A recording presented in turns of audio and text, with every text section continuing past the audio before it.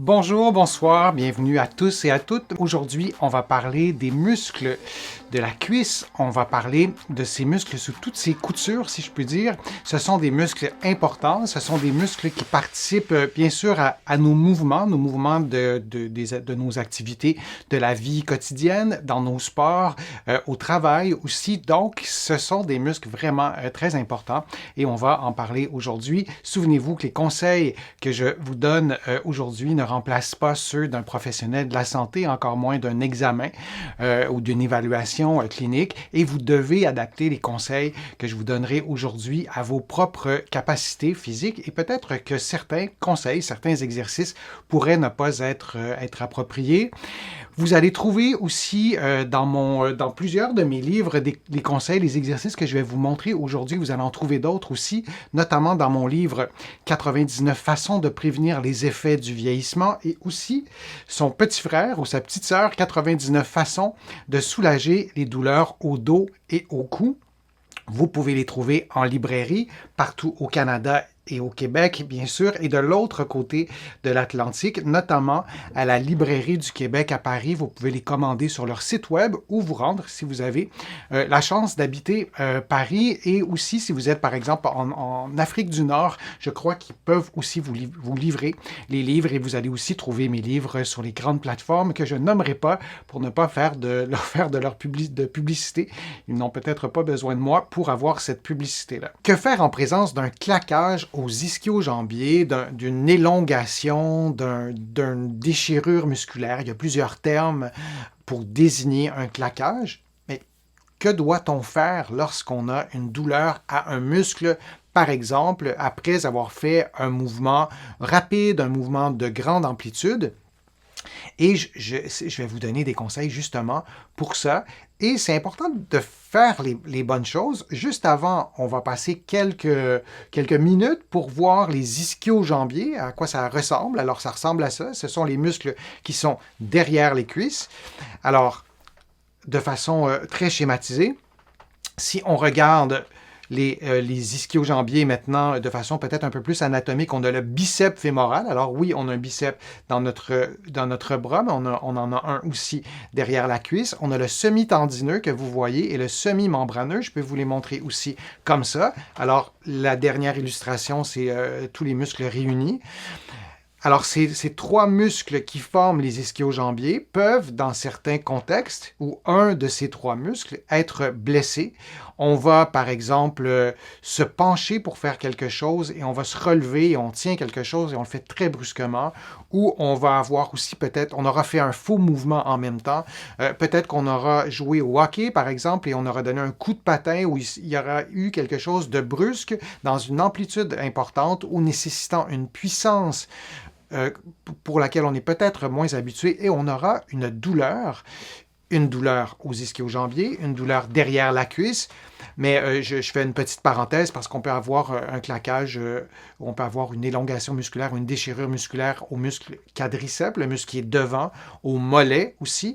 Et ces blessures musculaires surviennent souvent aux articulations aux muscles qui font bouger les articulations de mise en charge du membre inférieur, et aussi aux muscles qui sont biarticulaires comme les ischio-jambiers qui s'attachent sur la hanche, sur le bassin jusqu'au genou, comme le quadriceps, même principe, ou comme le mollet qui s'attache, il y a des muscles du mollet qui s'attachent au-dessus du genou et qui vont aller jusqu'au talon, au tendon d'Achille. Alors, ça ressemble à ça. Il y a 3 grades de déchirure, parce que c'est ce que c'est. On peut avoir dans le grade 1 une blessure à quelques fibres. On peut avoir une déchirure partielle, on a un grade 2. Et on peut avoir une déchirure complète d'un des muscles qui forment les ischio-jambiers. On n'a pas une déchirure complète de tout ça tout d'un coup, évidemment, mais ça peut être vraiment très douloureux. Et si on regarde ce problème-là d'une autre façon, alors on voit la fibre musculaire ou les fibres musculaires plutôt à gauche, qui sont normales. On peut avoir une blessure qui est modéré, disons, et qui va guérir rapidement, qui ne laissera pas trop ou qui ne laissera pas de traces du tout, ou on peut avoir à droite complètement, une blessure qui va mal guérir en quelque sorte, et il y aura des tissus cicatriciels qui sont schématisés ici en blanc, mais on sait à quoi ressemble une cicatrice et parfois on a une vilaine cicatrice qui ne guérit pas bien, une cicatrice au visage par exemple ou près d'une articulation, et la peau à cet endroit-là ne bouge pas bien. Parfois même, ça nous empêche, si on a une cicatrice sur un doigt, ça peut nous empêcher de bouger le doigt. Donc, le tissu cicatriciel n'a pas, enfin, le tissu qui ne s'est pas guéri normalement, donc le tissu qui était là avant n'a pas été correctement reconstitué, et on se retrouve avec un tissu qui n'a pas la même mobilité, qui n'a pas les mêmes caractéristiques, et ça peut devenir un problème lorsque ce sont les ischio-jambiers, ces muscles ultra puissants qu'on doit utiliser tous les jours. Et donc les grades 1, 2 et 3, ça ressemble à ça. Alors il y a le petit chiffre sur l'illustration de gauche, une blessure, un claquage, disons, de grade 1, donc c'est une blessure qui est plus mineure, il y aura un léger édème, il y aura une légère douleur, on va s'en rendre compte, mais il n'y aura pas de perte de force musculaire. On n'aura pas l'impression d'être pénalisé dans nos activités, mis à part qu'on aura peut-être de la douleur, et ça guérira certainement plus vite qu'un grade 2 ou un grade 3. Pour ce qui est d'un grade 2, donc d'intensité modérée, on aura de l'édème et une douleur marquée, et on aura une perte de force immédiate. Bien sûr, lorsqu'on a de la douleur, on ne va pas forcer normalement parce qu'on a mal, puis le système nerveux inhibe la force musculaire. Mais lorsque la douleur diminue, on peut garder cette faiblesse musculaire. Alors souvent, ça doit être rééduqué. Et si on regarde le niveau 3, alors là, c'est vraiment, vous voyez le chiffre 3, il y a une rupture au niveau du muscle et du tendon. Donc, c'est un édème important. C'est une douleur forte. Il y a un hématome, il y a une déchirure et il y a non seulement une faiblesse, mais il y a une perte de fonction. Nos ischio-jambiers, on s'en sert pour faire des activités, lors d'activités de la vie de tous les jours, nos activités sportives, et on ne parviendra pas à effectuer les mouvements qu'on fait normalement. Il y aura une incapacité, pas uniquement une faiblesse musculaire. Alors, c'est les 3 grades d'une déchirure musculaire et on doit s'en occuper. Alors, je vais vous donner des conseils pour savoir quoi faire, et c'est important de faire les bonnes choses, et au moins, peut-être que déjà, vous allez pouvoir avoir des indicateurs plus précis, à savoir si vous avez un grade 1, grade 2, grade 3. Dès que vous croyez avoir une déchirure musculaire, si c'est possible, moi je vous encourage vraiment à consulter. Mais je vous donne des conseils pour, dans un contexte de déchirure, d'élongation, de claquage. Et le premier conseil que je vous donne, c'est le repos. On veut reposer le muscle qui est blessé. On doit lui laisser un peu de chance de s'auto-réparer, parce qu'un muscle, ça s'auto-répare, je vous en ai souvent parlé. Deuxième conseil, éviter l'immobilisation systématique.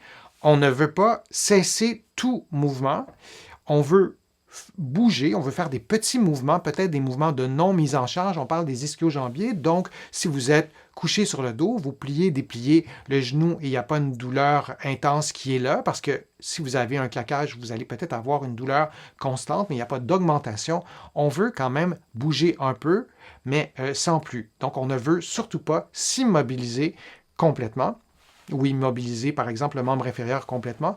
Par prudence, on veut éviter la chaleur, éviter les étirements, éviter les massages durant les premiers jours.